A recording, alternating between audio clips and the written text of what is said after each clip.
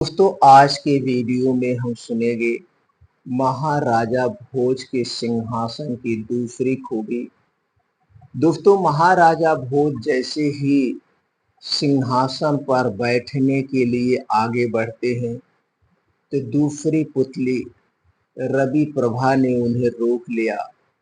उसने राजा से पूछा कि क्या सच में वो इस सिंहासन पर बैठने योग्य हैं।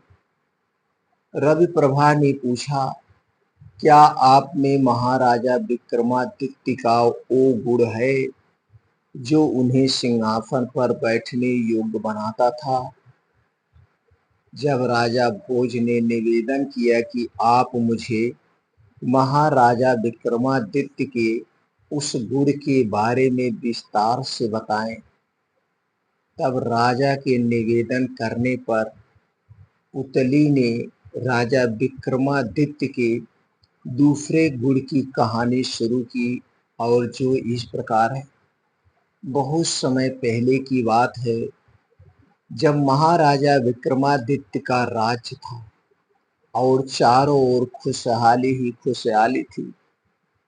तब एक दिन महाराजा वन विहार के लिए अपने रथ पर सवार होकर निकले।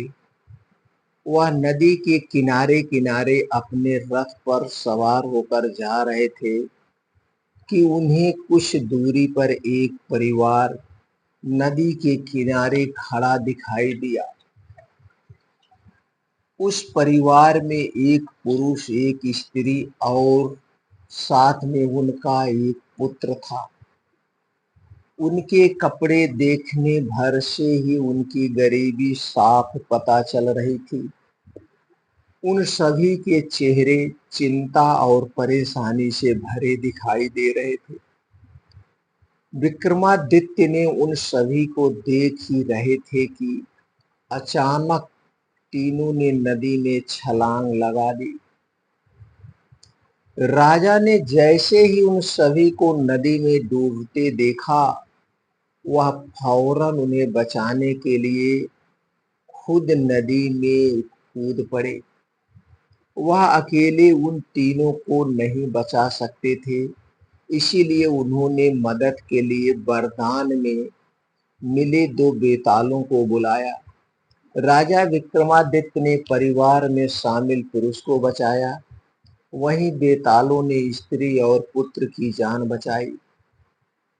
सभी को सुरक्षित नदी से बाहर निकालने के बाद राजा विक्रमादित्य ने उस पुरुष से पूछा कि आप कौन हो और क्यों ऐसा अपने पूरे परिवार के साथ नदी में कूद गए, ऐसा क्यों कर रहे हैं।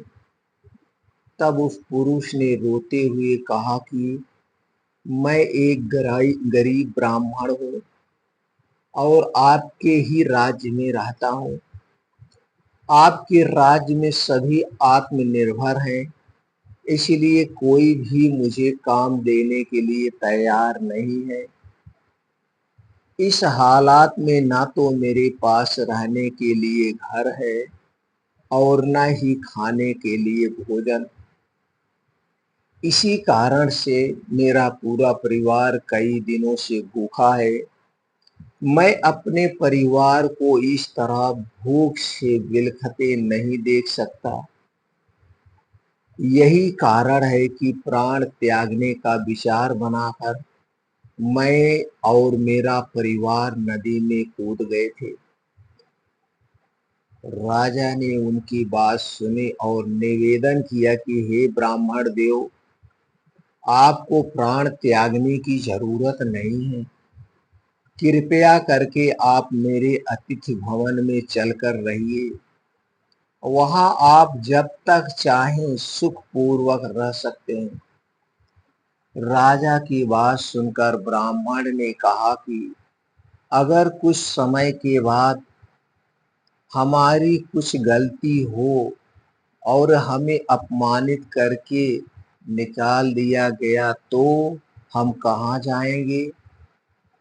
राजा ने उसकी यह बात सुनकर वचन दिया कि उन्हें किसी भी प्रकार का कष्ट नहीं होगा और वह जब तक चाहे तब तक सपरिवार उनके अतिथि भवन में आराम से रह सकते हैं।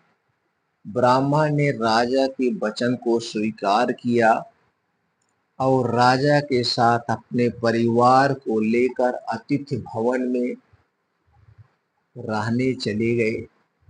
वहां वह सुख और आराम से रहने लगे। उनकी सेवा में काफी स्वामी भक्त यानी सेवक लगा दिए जाते थे जो उनकी सेवा करते थे। ब्राह्मण परिवार अच्छे से रहने लगा। उनकी एक आदत बहुत खराब थी। वह यह थी कि वह जहाँ रहते और खाते पीते थे वहीं गंदगी कर देते थे। पहने हुए कपड़े कई दिनों तक नहीं बदलते थे। इस वजह से धीरे धीरे पूरा अतिथि भवन गंदा हो गया और वहां चारों ओर उस गंदगी की वजह से बदबू भी फैल गई। इसी वजह से ब्राह्मण परिवार की सेवा में लगाए गए सभी नौकर वहां से भाग गए।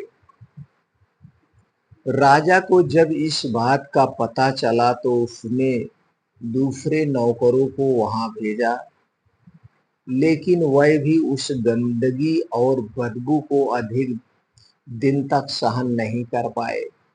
इस वजह से परेशान होकर वो नौकर भी वहां से भाग खड़े हुए। तब राजा ने खुद ब्राह्मण परिवार की सेवा करने की जिम्मेदारी ले ली।